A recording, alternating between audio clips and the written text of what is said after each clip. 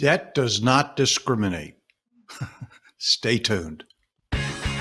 From Philadelphia, the home of the Liberty Bell, Financial Freedom Radio starts now. Here's your host, Raymond Jewell. Welcome, everybody, to financialfreedomradio.com. I want to thank you all for coming, downloading, watching, however you get the message. I also want to invite you to like and share and ring the bell. When you subscribe to our podcast, our video podcast, what do they call it, Steve? Vlog. No, that's what you call it. You get advance notice when we put them up if you ring the bell and subscribe. Also, we work off referrals, and we would like for you to refer us to others so that we can spread the word, because this information is not something you're going to learn from financial planners or financial institutions, because their stuff is flawed. Morning, Stevie. Good morning, Uncle Ray. How are you? I'm good. How are you doing? I figure after 31 episodes, I can finally just start I always call him Uncle Ray when we're talking off camera. So now I'm just going to call you Uncle Ray here. I don't know why. It just seems right. That's fine. That's fine. I'm proud of the title. You know, I did some looking. First off, before we get into that, how was your vacation? It was great. We, as you know, last show we went up to the Great Smoky Mountains in an RV, and it was cooler up there, even though they are having an amazing heat wave. It was still cooler than down here in Naples, Florida, and so it was great. Yeah, everybody's wearing masks, and I'm just amazed at all the different types of masks that are out there. Don't get me started on that. All the creativity centered around masks. Yeah, amazing. Through the power of modern technology, we were able to keep the show going, even though you were on vacation. That was pretty cool. But I did some looking while you were gone. You know, you are absolutely right. There is no one out there sharing the information that you're sharing.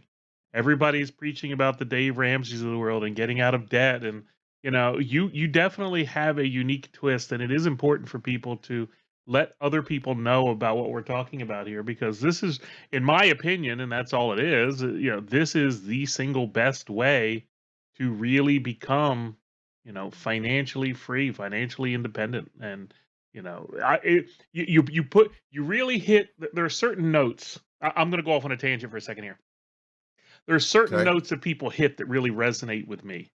And the other day, you made in your last show, you made an observation that really hit home with me. It's like, yes, getting out of debt is important, but you lose time when you do that. And time is the one thing you will never get back. The second that's going through right now will never happen again.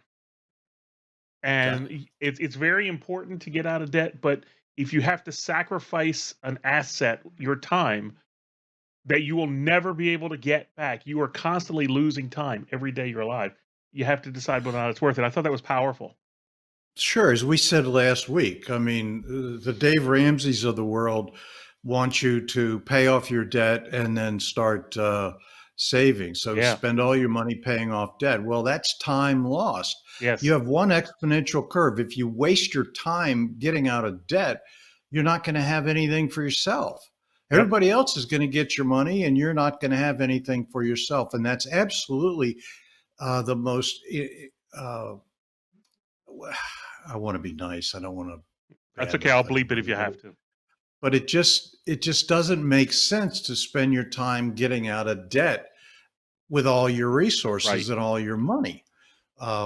So if you continue to pay a little bit on debt and you continue to save, your savings may allow you to get out of debt. But as we go through life, our incomes increase, and we don't have this. We're not earning the same income we earned 10 years ago. If you are, you better change careers. Right. But so as your income increases and you take that percentage that we talked about last week and start saving it every month, you will learn to live within your means, and you will get out of debt automatically. But no, they're assuming everything's going to stay the same out into the future, and that's absolutely illogical. It doesn't It happen. doesn't work. Right. And that's why I titled the show "Debt Doesn't Discriminate," because when you look at debt, anybody can get in debt. And you may look at somebody and say, "Gosh, they're not in debt, and I am." It's because they chose. It's a conscious effort not to do it. And it's a hard one And too. It's like not eating junk food. it's yeah, it's like it's like you've been taught to consume all your money, and they've done a really good job of it. And so when you look at your dollars that you're spending, you're living beyond your means. And that's not the way people in the past did it. If you go back and look at the history of wealthy people, you'll realize that they lived within their means. I had a friend of mine whose father was a sexton in a church. And I had to look that up. I didn't know what that was. It's the guy that cleans the church. I thought I might have to bleep it. And he never made a lot of money, but his kids kept going back to borrow money from dad. And how come dad had more resources than they did? Yeah, exactly. Well, he didn't have more resources, but he did things differently. And that's what we're talking about. And I could do these shows over and over again. I can preach this to the highest mountain, from the highest mountain. And unless you make a conscious effort, not you, Steve, but unless people make a conscious effort to get out of debt, it's not going to happen. Yep. And you can either pay attention to your finances, or you can't, or you don't. It's your choice, as you well know. Um, the choice is yours. Currently, everyone is blaming everybody for everything. Well, there's no one to blame if you're not prepared for retirement. And if you have to continue working till you're dead. And if all of the financial planners of the world and all this fabulous stuff that they do worked, people wouldn't be outliving their wealth, and they wouldn't be losing it in massive proportions to financial institutions and financial planners. Most people are losing 10 to 20% of their gross income every year, and they don't know it. So if you're making $30,000, or if you're making $300,000, you're losing 10%, and that can make a big difference in your life. And all you have to do is do a few things different. And people just don't seem to get it. The buck stops with the person. You can't expect someone else to pay your retirement. You can't expect redistribution of wealth. If that's what you're expecting, shut these podcasts off and never come back and listen to me again. Because if you're of that mentality that's out there wanting everything for free and wanting all the giveaways and all the handouts, people are going to stop doing that. There's going to be an awakening that, and it may be this election cycle. I don't know. It was the last election, where people are tired of putting up with other people whining and complaining and rioting and looting. This we they mentality is getting on my nerves. How about us? Not we they, not Democrats, Republicans, not liberals and conservatives. How about us? One thing I learned in the service when I was in the Army years and years ago: everybody's blood is red. Yeah. We all are in this together, but you got to take care of yourself. Other people are going to get tired of taking care of you, and they're tired of carrying you, and they're going to stop, and you're going to be screwed. And Social Security is not a retirement plan. It's a supplemental retirement plan, supplementing what you have put away yourself. I'm just going to ask you a And quick question. Has the show started, or are we still on a tirade? we're still on a tirade, and the Okay, show has started. because we're about 10 minutes in. It's time to actually get the show started. It is started. That's what I'm Okay. talking about. Well, but then Why I are need you to go interrupting me? because I need to go away. I like looking at you. Yeah, Maybe well, they do I'm too. okay. Goodbye. If you don't have what you want, or if you are financially frustrated, then you need to follow a different path. You need to change the path you're on. Why keep listening to the people that are out there saying stuff that creates losing strategies? It hasn't worked for over 100 years. Why do you think it's going to work now? Steve, what's the definition of insanity? Doing the same thing over and over again and expecting different results. There you go. There you go. That's what financial planning is. They expect people to win when they're never going to win. How can you win when you've got people always sticking their hand in your pocket, taking your money? You need to stop that stuff. That's why I've said in these podcasts, if you want to have a quick chat, go to the calendar, raymondjewell.com/meet, and set up a 15-minute telephone call, and we'll chat about it. I'm not going to try to sell you anything. That's up to you. I'm not here to persuade you. I'm doing these podcasts to help. And you promise And not to if get they, political. and it, well, Oh, wait a minute. Do I need to bleep what you just said? I didn't say anything. Okay. It it just it's frustrating to me because I watch the TV, I see all these people rioting and everything, and I see these liberal governors not using common sense and saying stop, or we're going to bring in muscle power to make you stop. You're hurting the other people. Politics And alert. so when people are saving for retirement, if you don't do it and you rely on somebody else to do it for you, at some point they're going to get tired. You know, when you expect the government to bail you out, then that's total financial irresponsibility. So I guess we're preaching to what, 10% of the people that want to be responsible, and the other 90% can just stop paying attention. But if you're in that 90% and want to move to the 10%, then you need to follow these podcasts, because there is a better way. And the better way is through a macroeconomic model where you analyze everything you do. It sounds that it may be time consuming, but it's not that difficult. When you analyze everything that you do and see where the money is going, then you can determine if what you're doing is inefficient or not. And I guarantee you that, as I said, most people are 10 to 20% losing in their gross income. They're inefficient in those areas. When you get efficient in those areas and you put that to growth, let's say that you're making $30,000 a year and you're losing 10%, that's $3,000 a year. If you were to put that to growth over time, you would have a sizable amount of wealth to retire on.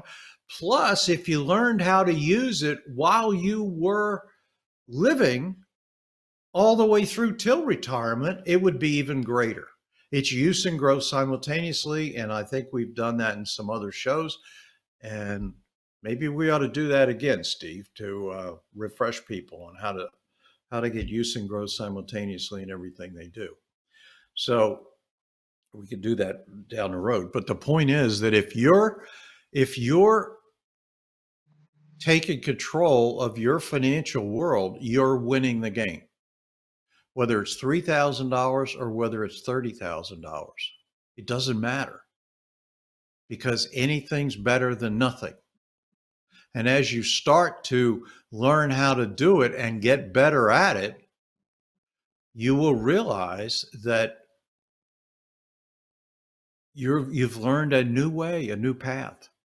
One of my favorite shows on TV is this Gold Rush series, and right now they're panning, or they go into the what's the sea up there in Alaska, where the Bering Sea, Bering Sea. and they find gold in the bottom of the sea. And when you look at these people, you wouldn't think they had two nickels to rub next to each other because they live within their means, but they make millions of dollars a year.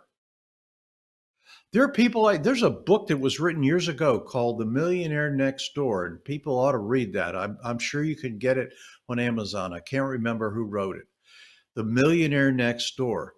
The plumber that lives next door to you may be worth millions of dollars and you'll never know it because they live within their means. And so if you could take away anything from this show, debt doesn't discriminate. Anybody can get sucked into it. You have to stop consuming. You have to stop putting up with these ads from TV. You have to stop wanting all these fabulous new devices unless you have the extra money to afford them or go to work. My producer here is an expert on selling information on eBay and Amazon. Not information. He does that. Not information. Selling products. I sell products. Selling products on eBay and Amazon. It's a hobby. He does it very well, and he makes a lot of money doing it. There's ways that you can do this to up your income level. And so when you look at people and what they do,